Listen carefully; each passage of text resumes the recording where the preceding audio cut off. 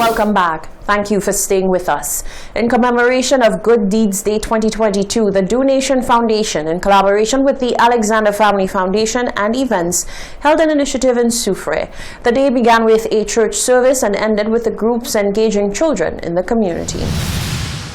On Sunday, April 3rd, 2022, the Alexander Family Foundation and Events collaborated with the Donation Foundation to celebrate Good Deeds Day. The initiative supports SDG number 17, which is Partnerships for the Goals, and achieved its objective through a series of community-focused activities. Lead PRO and Secretary of AFFE, Donnelly Stavaset-Uj, says the day commenced with spiritual immersion in the form of a church service led by Father Albert Smith of the Soufrière Catholic Church. During a gift-giving ceremony at the celebratory Mass, Father Albert was the recipient of school supplies to be subsequently distributed to children of the parish. The Alexander Family Foundation and Events, AFFE, in collaboration with Donation Foundation, marked the celebration by bringing cheer to 12 specially selected youth in the Soufrière-Fort-Saint-Jacques region. Following the service, children from the community were treated to a hike and picnic at the Ted Paul Nature Trail for a day of tranquility and togetherness. Estavasetange says the activity was a success due to the kind compliments of sponsors. At the summit,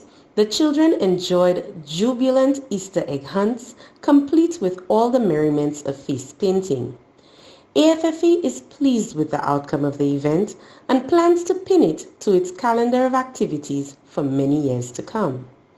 The Alexander Family Foundation and Events extends heartfelt gratitude to Donation Foundation, Nikolai SLU Taxi, Orlando's Restaurant and Bar, HRM Solutions, Mr. Bernard Haynes, all who made this occasion special and possible. To ring in the Easter season and in the spirit of goodwill, the foundation will conduct a hot meal drive feeding over 200 people in Soufrière on Easter Sunday, the 17th of April. Estavasetange says the foundation looks forward to creating a legacy of sharing and community connectedness. Reporting for Hot 7 News, I am Genevieve Gonzague. Export St. Lucia continues its efforts to assist St. Lucian producers in entering new markets and strengthening their presence in existing markets. Tasked with this mandate, technical officers from the agency recently embarked on a regional trade mission with the overall objective of sourcing and solidifying markets for fresh agricultural products. The trade mission's objective meshed well with the government's increased focus on expanding regional markets for locally produced crops, including bananas and cocoa. The recent trade mission has proved successful with recommitments by one country to purchase St. Lucian produce once more, as well as new agreements with a major buyer on another island to make regular orders for St. Lucian produce.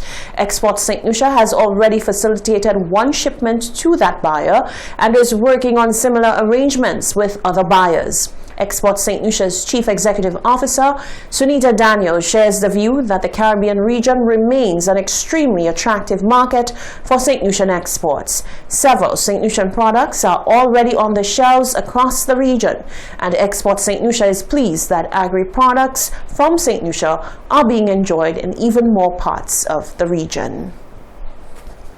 In other news, St. Lucia commemorates National Library Week 2022 under the theme Connect with Your Library. National Library Week is observed annually in the first week of April and celebrates the nation's libraries, the contributions of library workers, and ultimately seeks to promote library use and support. An official opening ceremony was held at the Central Library in Castries in collaboration with the Hunter J. Fossois Library at the Sir Arthur Lewis Community College. A special tribute was made to Mr. Hunter J. Fossois, who served as the Minister for Education from 1964 to 1974 and was instrumental in the establishment of the Sir Arthur Lewis Community College. The Hunter J. Fossois Library at the college is named in his honor. His family was present to receive the token. The librarian at the Sir Arthur Lewis Community College issued a message in celebration of the week. National Library Week will be celebrated in St. Lucia on April 3rd to April 9th, 2022. The theme Connect with Your Library is an explicit call to action. We're calling on everyone to join in, celebrate with us as we recognize the great work of librarians and library workers, and also creating an awareness of the impact that libraries have on our country, on our children, on students, on everyone who uses libraries. We hope that you will come in, visit a library, ask how you can help. Within your communities, there are branch libraries, there are school libraries, and there's so much that we can all do.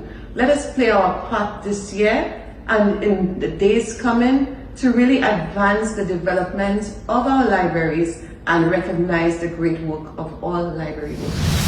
There are several activities planned to observe the week. The 5th of April marked National Library Workers' Day, which honored the contributions of library workers.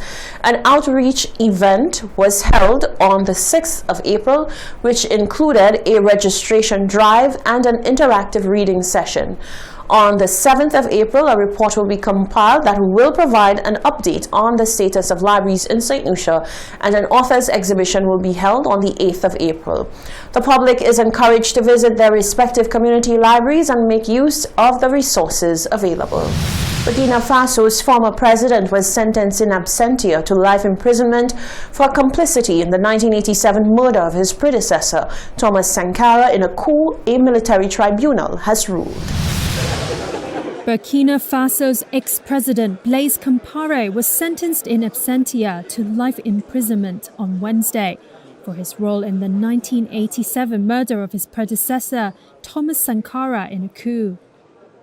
Mariam Sankara, wife of the assassinated leader, after the military tribunal's verdict was announced. I think that now the people of Burkina Faso and the public opinion know who Thomas Sankara is, who is the man, who is the politician, what he did, what the people who assassinated him want. From that point of view, I am relieved because we know who he is. Compaoré went on to rule for 27 years before being ousted in another coup in 2014 and fleeing to Ivory Coast, where he is still believed to live.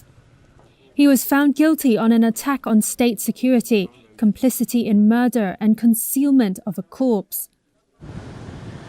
Two of Compaoré's former top associates were also sentenced to life imprisonment.